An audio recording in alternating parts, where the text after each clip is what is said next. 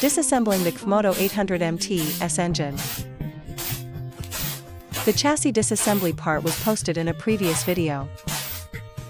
If you're interested, you can go back and check it out. Regarding the appearance of this model, CFMOTO's 800 series is trending on Douyin. We have 3 models here, the MT, NK, and MTX.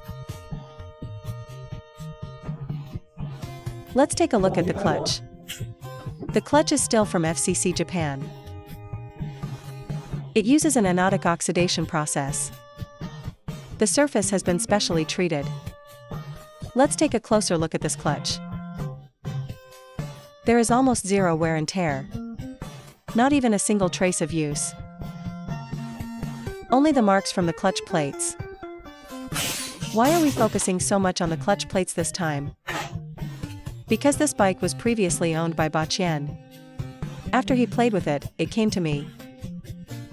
With the intensity of scooter riding, the clutch usually takes a beating, but looking at it now, these plates have no wear at all. This bike is positioned as a hardcore ADV, focused on off-road performance. My evaluation of the 800MT-S is that it's likely CFMOTO's best built bike in their entire lineup. Even though it's a hardcore ADV, it's very comfortable even if you ride it as a street bike. Also, the electronic throttle is very smooth. It's even better than the one on my 800NK. At the same time, the fuel consumption is low. High fuel consumption is a pain point for domestic bikes, but the fuel economy on this bike is truly remarkable. I averaged about 4.2 liters.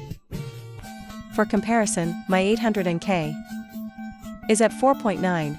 In the MTS community groups, some people have even reported under 4 liters.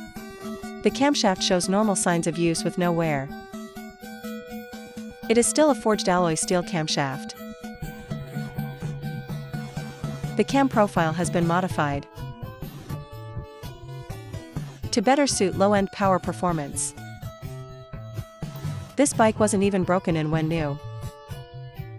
It was taken straight to run the Disassembling desert. Look at the finger followers. The finger followers are perfectly fine too. You can't even see any signs of use. I still suggest that you warm up this engine model.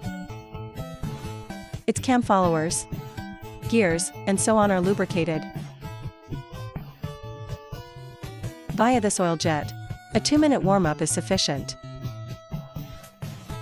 And don't think that because of this video, you don't need to break in a new bike. I still strongly recommend a proper break-in period. It helps extend the overall life of the engine. Let's check the valves.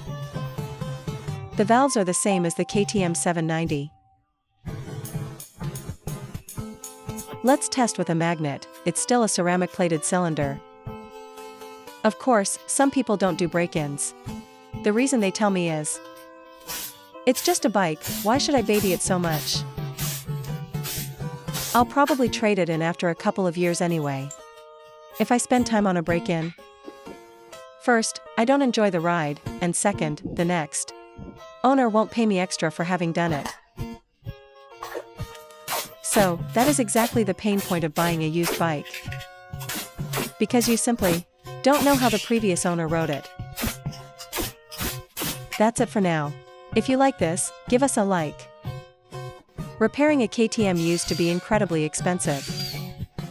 But when CFMOTO released the 800, it completely brought down the price of KTM 790 spare parts. For example, previously, 2 KTM 790 camshafts cost $5,200. Since the CFMOTO 800 came out, CFMOTO's 2 camshafts are only $1,500. And they are identical to the KTM 790 ones. And this year, CFMOTO part prices dropped again. So, the CFMOTO 800 is now even more playable. Alright, let's open the case and check the crankshaft. Crankshaft has normal marks, it uses copper-based bearings, bushings, This is the balance shaft. Besides this balance shaft, the one we just removed from the top is also one. Let's look at the countershaft. The countershaft uses Japanese NTN bearings. I'll spin it a few times for you to see. You should be able to see clearly.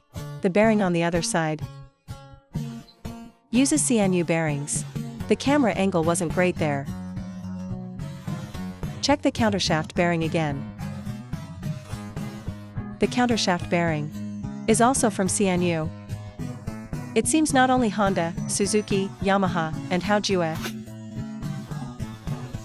but KTM is also using C&U bearings now. This engine is technically a KTM design. It looks like C&U's strength is steadily growing.